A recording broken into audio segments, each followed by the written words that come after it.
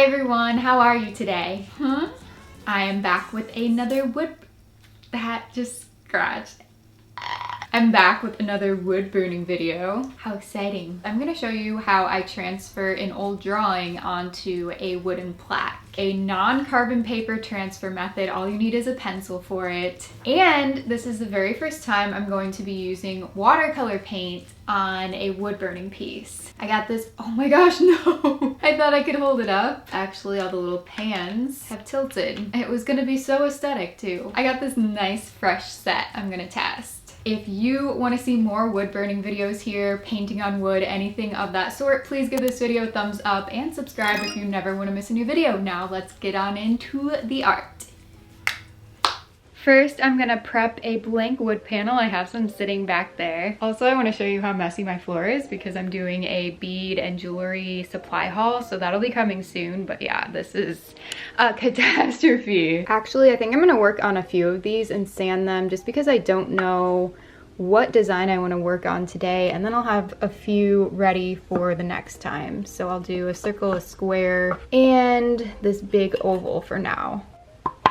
P.S. I'll link my other wood painting and burning videos below. I have an entire playlist and these are featured in the video along with some others. Here we are in the workshop. This is the most I've ever showed you guys of this space, so surprise!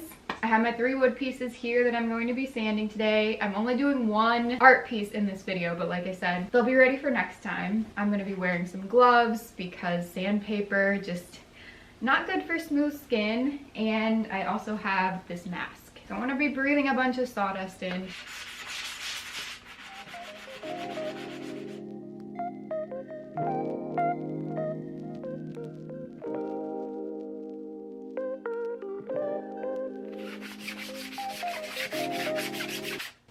Oh my gosh, I was looking at the screen. Wow.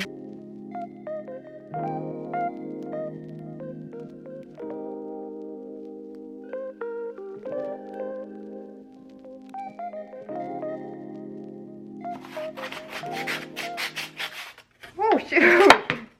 Why? What is going on today?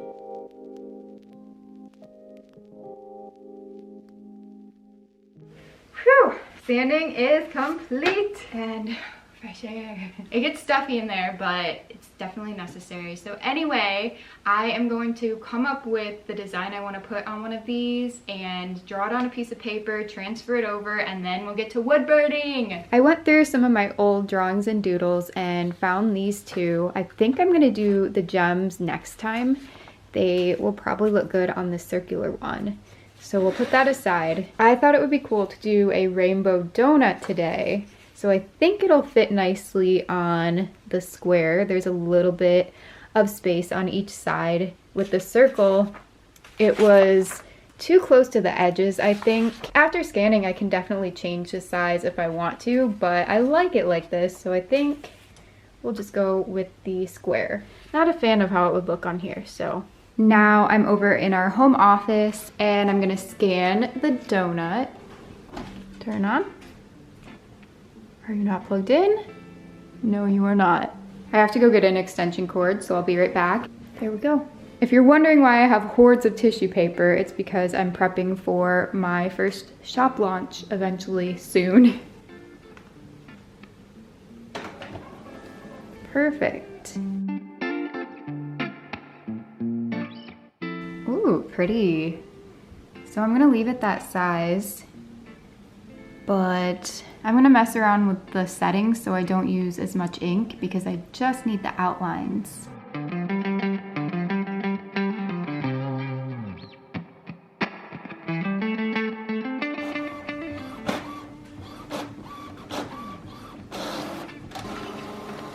I think that should be good enough, so let's go transfer it. Back in my filming studio, and I'm going to create some faux transfer paper. All you need for this is a pencil, and you're just going to rub it on the back.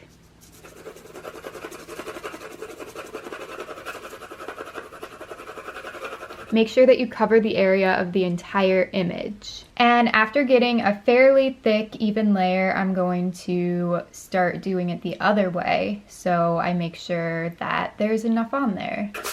Oops. So I crisscrossed in a few different directions, and now I'm going to cut this down a little so it fits on here better and I can see more of what I'm doing.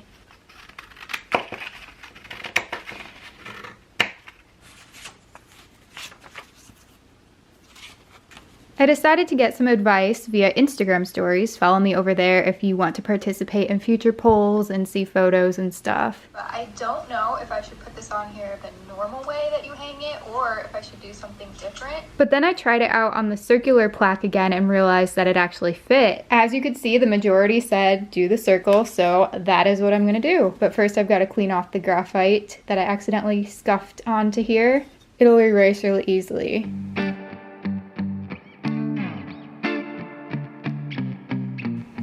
Now I'm gonna go ahead and center the image as best as I can. Then I'm gonna use some washi tape to stick it down.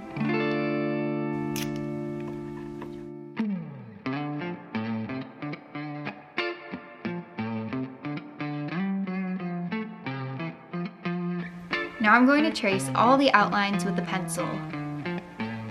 And this will transfer the image onto the wood.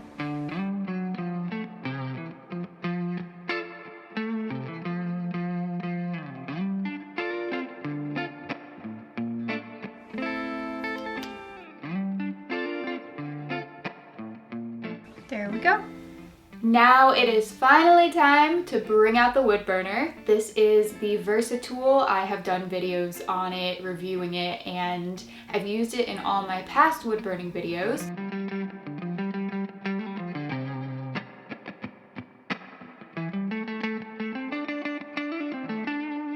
But a big upgrade is coming soon because in this box I actually bought a professional wood burning tool, which I am very excited to show you guys in an upcoming video and continue making art with that. Also, I'll link everything in the description box below if you would like to purchase any of the items I am using. Some of them are affiliate links, which will really help out my channel if you use those. There's no extra cost to you, but I get a small percentage of any purchase that you make of anything if you click that link and shop. The wood burning process with this tool takes quite a while. I have to go over the lines multiple times to build up the color and the burn, I guess you would say. It just starts out so light. I probably am a little bit impatient and don't allow it to heat up for long enough before trying to burn. By the way, the wrist brace is just a precautionary thing because sometimes my wrist will get irritated from holding the tool up in the air. With some of the upcoming footage, I don't have it on, and that's because I'm able to rest my hand more comfortably. If you notice on certain parts of the wood, since the grain is going the opposite way of how I am dragging the tip of the wood burner, it's really not burning. Look at that. If I go really, really, really extremely slow, I can make the line burn darker than what it is now. So this is a very tedious process. I'm speaking really slow because I'm trying to match the speed that I am working. If you notice over on this side though, it looks kind of fuzzy. It almost looks textured. That is because I found if you do very tiny swipes in the direction of the wood grain, you can also darken it. So kind of think of like teddy bear fuzz. Hopefully with the new wood burner, this isn't as much of a problem. Swipe, swipe, swipe, swipe, swipe, swipe, swipe. Mini swiping.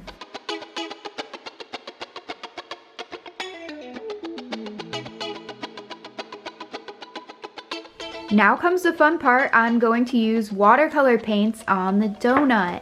This is a brand new set that was kindly gifted to me by ARTISTRO. Thank you so much. Not sponsored, but yeah, it was a gift.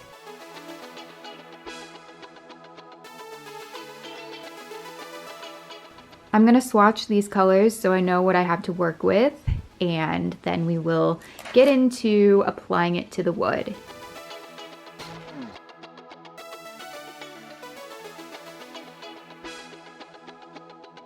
All of my other watercolor paints are very low end, so this is a nice step up. Very pigmented. I like.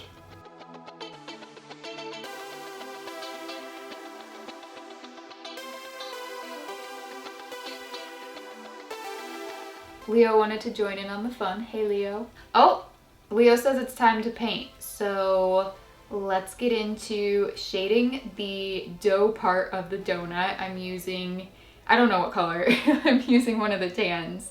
Let's see, let me look back. I used raw ochre for this part. And I have my original crayon drawing, as you can see, as a guide, so I know where to put the shades and the highlights. Those of you who are familiar with watercolor painting probably realize that I am using a water brush, yet I'm dipping it into a separate cup of water. This is because I actually didn't fill it. I don't want there to be any sort of color like muddling. I don't want the colors to seep into one another. I don't know if that's a thing, but I'm not wanting to chance it, so I'll have to do some more experimentation with this before actually treating it as a water brush. But it's a really nice brush. I mean, I'm happy with it. Moved on to this light color for the bite mark, and I tried to shade just a little bit of the texture there to make it look a bit more realistic. Also, to make it look more 3D, I'm going to put a highlight on the frosting of the donut. For this, I'm using a white Prismacolor colored pencil, as you can see, and I'm just going around making a semicircle. Now comes the color. I am going to do a pastel rainbow. I'm actually starting with red this time, which doesn't happen very often here. It's kind of pinky actually, because I'm using a very light wash of each color to begin with. So I've added a lot of water to these paints, and I have made them as pastel as I possibly can. The orange and yellow look very, very similar at this point, but you'll be able to tell more of a difference later. So I moved on to lime green and a kind of turquoisey blue.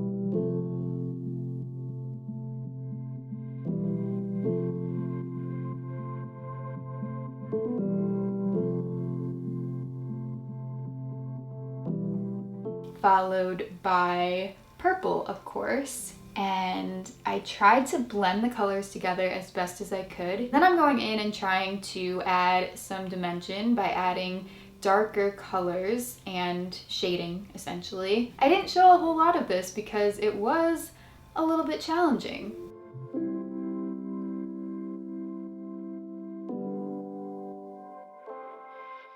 Here's what I ended up with. I think I did a fairly good job at making it look semi 3D. I didn't mean for the frosting to get so rigid. I wanted it to be more loose and flowy, but that was just kind of a mistake with the wood burning part with the outlines. It's okay. And then it just didn't look complete. So in a lot of my wood burning videos, I do paint the edges, the border, the frame, whatever you want to call it. And I decided to paint that with watercolor. But I used the same color here as I did for the dough. So I don't know. Dough, I don't know. Not sure if I want to change this to a darker color. Let me know your opinions in the comment section below. There you have it, a watercolor wood burning rainbow donut. P.S. in the last video, I tried my very first squishy makeover. It was a collaboration with Graveyard Loons, so if you haven't seen it, check it out. I'll link it in the description box below and the iCard up in the corner. Thank you so much for watching. I hope to see you back here for the next video. Please subscribe so you never miss out, because I don't have an uploading schedule. Okay, bye!